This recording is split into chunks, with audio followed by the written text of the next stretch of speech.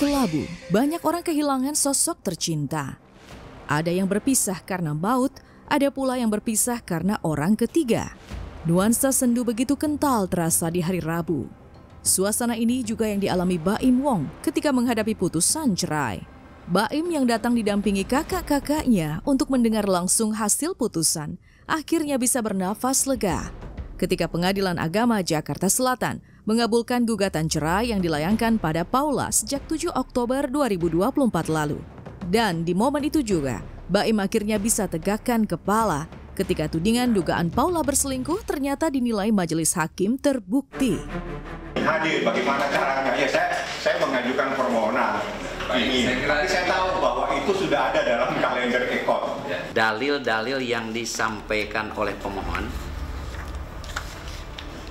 tentang adanya perselisihan dan pertengkaran dalam rumah tangga pemohon dan termohon itu dinyatakan oleh majelis hakim terbukti. Maka dengan demikian gugatannya atau permohonan pemohon itu dikabulkan. Ya. Berkaitan dengan tentang adanya pihak ketiga. Ya. Juga di dalam persidangan majelis hakim juga menyatakan itu terbukti.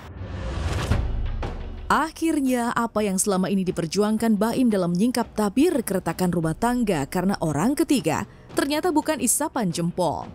Bila dikilas kembali ke belakang, betapa hancur hati Baim ketika harus dengan berat hati mengungkap pengkhianatan Paula ke publik. Tapi apa yang terjadi? Tiada orang yang percaya. Tapi hari ini semua tudingan yang dilayangkan ke Paula termasuk dugaan adanya orang ketiga akhirnya terbukti. Saya memang bisa dibilang dikhianati sama dua orang terdekat saya. Dari pihak perempuan sama laki-laki. Yang laki-lakinya itu adalah teman baik saya sendiri. Selain terbukti ada orang ketiga dalam rumah tangga Baim dan Paula, berdasarkan keterangan para ahli, keretakan pernikahan itu juga berdampak pada kesehatan mental anak-anaknya. Ini juga yang menjadi bukti bahwa sejatinya bukan Baim yang menjauhkan anak-anak dari Paula, melainkan sebaliknya, anak-anak masih trauma bertemu Paula. Terbukti berdasarkan keterangan ahli, anak itu trauma kepada ibunya, seperti itu. Aneh apabila seorang anak itu takut dengan orang tuanya, itu aneh. Jadi ada apa? Itulah yang terjadi pada proses persidangan yang memakan waktu cukup panjang dengan kejadian saya lihat saksinya, buktinya itu 88, saksinya itu cukup banyak di sini. Ya, apapun itu, saya tidak akan dendam, tidak akan marah sama siapapun.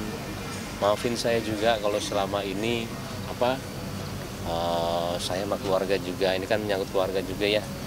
Kayak pasti masalah saya itu mempengaruhi semuanya, apalagi juga ada ayah saya juga. Mudah-mudahan sampai sini saya juga udah bilang sama Paula waktu itu di chat, ayah saya sudah nggak ada, ibu saya sudah nggak ada, kita tenang yuk untuk ini. Cuman kalau emang terjadi seperti ini, mudah-mudahan setelah ini tuh semuanya tenang. Gak ada lagi untuk kita mungkin posting atau apa gitu ya, untuk tiba-tiba ada narasi lagi. Tenangin aja karena kasihan anak-anak. Tapi meski semua tudingan terbukti di pengadilan, Baim pun tak menampik. Rumah tangga yang dibangun di atas cinta dan pengorbanan itu akhirnya karam di Pengadilan Agama. Dan satu-satunya orang yang sampai saat ini dinanti Baim adalah sosok NS. Pria yang kuat diduga menjadi duri dalam rumah tangganya.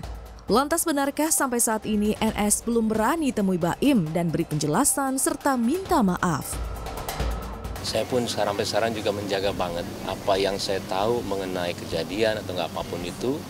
Saya hanya beberkan di pengadilan. Saya masih menjaga banget sampai sekarang privasinya ibunya. Bahkan juga privasi dari yang kita gugat ya.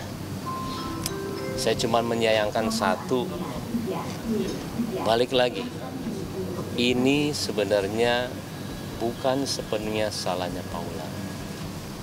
Ada satu orang yang harus menjelaskan kejadian ini. Itu adalah teman saya. Setahun saya menunggu dia. untuk menjelaskan kepada saya.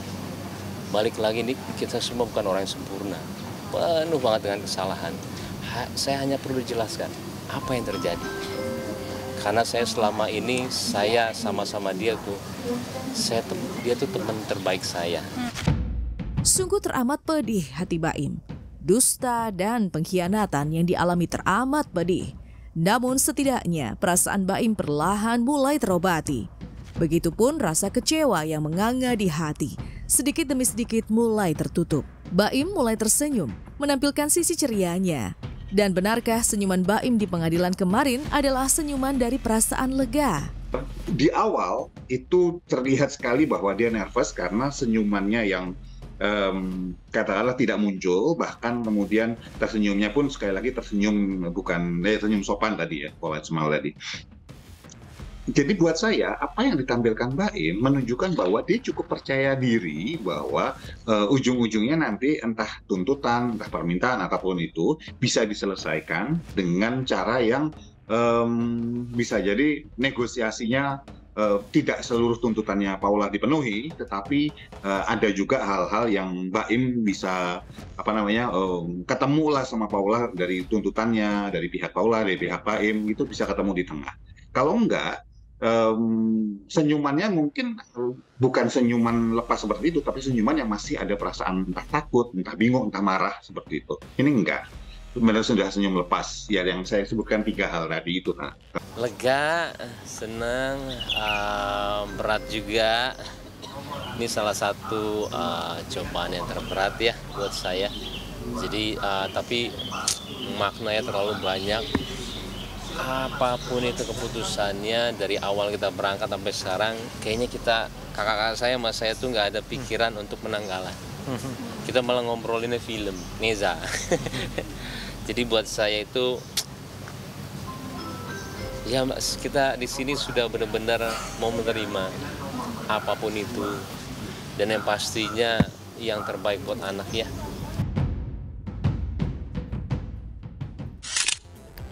Iya, di sini kita akan sudah melihat bersama-sama ya bagaimana putusan dari pengadilan dinyatakan sudah bercerai, dan ternyata ada 89 bukti yang membuat bahwa adanya sebuah perselingkuhan di dalam rumah tangga mereka.